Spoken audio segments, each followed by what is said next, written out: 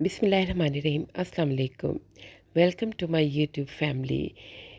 आज हम बनाएंगे मकई की रोटी, जिसकी ताकत का आपको अंदाज़ा नहीं कि ये कितनी ताकत रखती है अपने अंदर। इसको बनाने के लिए हम 500 ग्राम मकई का आटा लेंगे। आटा बहुत ज़्यादा पुराना नहीं होना चाहिए। आटे में अच्छी सी खुशबू होगी, जिससे आपको अंदाज़ा हो जाएगा कि आटा इतना ज़्यादा पुराना नहीं है। आटे को हम छान लेंगे, अच्छी तरह से आटे को छान लेंगे ताकि इसको गूँधने में आसानी रहे और इसकी बाइंडिंग अच्छी सी बन जाए। तो मकई का आटा जो है ये बहुत ही अच्छा हमारी सेहत के लिए होता है और इसके इस्तेमाल से शुगर, हाई ब्लड प्रेशर, जोड़ों के दर्द, जिस्म की कमज़ोरी, असाबी खिंचाव, बदहज़मी, तेज़ाबियत या फिर खट्टी डकार, जिस्म का फूलना और बढ़ना, ये तमाम अमराज़ बिल्कुल ख़त्म हो जाते हैं। बस ये रोटी खाएं और कमाल देखें।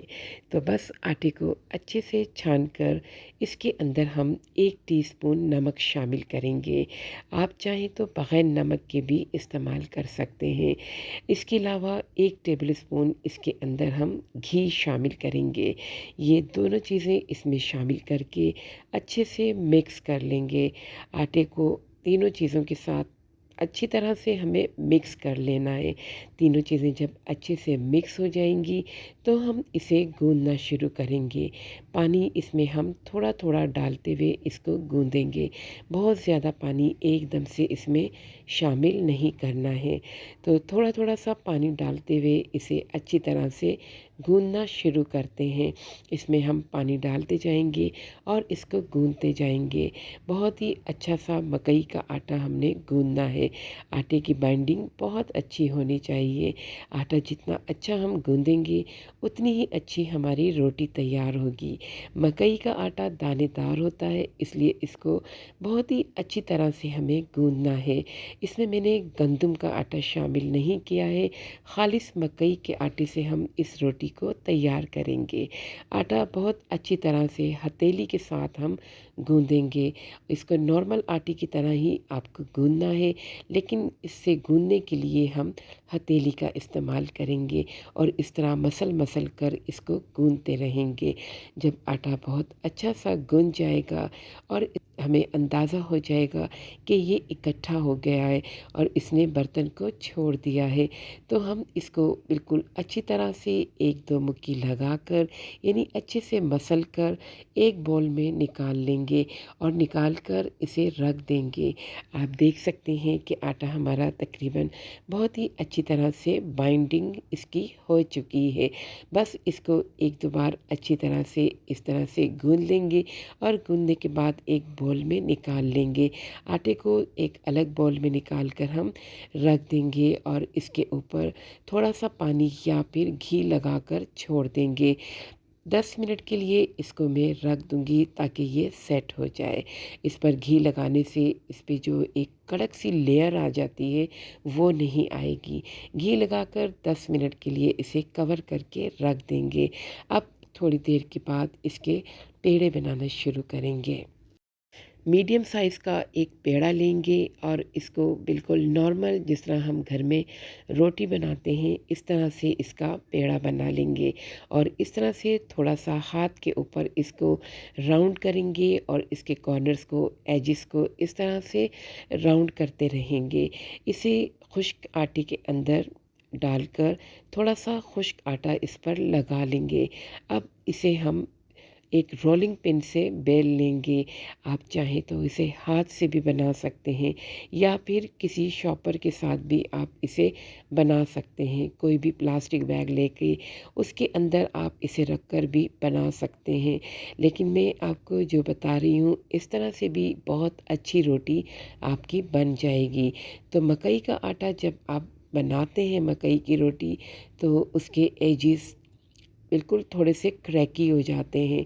तो रोटी को बनाने के बाद हम इसको तवे के ऊपर डाल देंगे। तवे को मैंने गरम कर लिया था और इसको स्लो फ्लेम पर हम बनाएंगे। मकई की रोटी बनाते वक्त आपको थोड़े से पेशेंस अपने अंदर रखने पड़ेंगे, क्योंकि इसको स्लो फ्लेम पे हमें पकाना है। बहुत ज़्यादा तेज़ फ्लेम पर जब हम इसे पकाते हैं तो ये अंदर से कच्ची रह जाती है। तो स्लो फ्लेम करते रहेंगे, कभी थोड़ी ज़्यादा कर देंगे और थोड़ी कभी कम। तो इस तरह से रोटी को पलट देंगे। जब दूसरी साइड भी थोड़ी अच्छे से सेट हो जाएगी, यानी हार्ड हो जाएगी, तो हम उस पर घी लगाएंगे। मैं इस पर देसी घी लगाऊंगी। देसी घी लगाने से ये बहुत ही क्रिस्पी और मज़ेदार बन जाती है। अगर आपके पास देसी घी मौजूद नहीं है तो आप डालडा घी लगा सकते हैं, लेकिन ऑयल में ये रोटी इतनी अच्छी नहीं बनती। देसी घी लगा लेंगे हम इसे। अब इसको इस तरह से प्रेस करेंगे। जब हम इसे इस तरह से प्रेस करना शुरू करेंगे तो ये फूलना शुरू हो जाएगी। अब दूसरी साइड पे भी हम घी लगा देंगे। जितना घी आप लगाना पसंद करते हैं उतना इस पर लगा सकते हैं। बस इसकी दूसरी साइड को भी इसी तरह पलट देंगे। उलट पुलट करते रहेंगे और दोनों साइड को अच्छी तरह से पका लेंगे।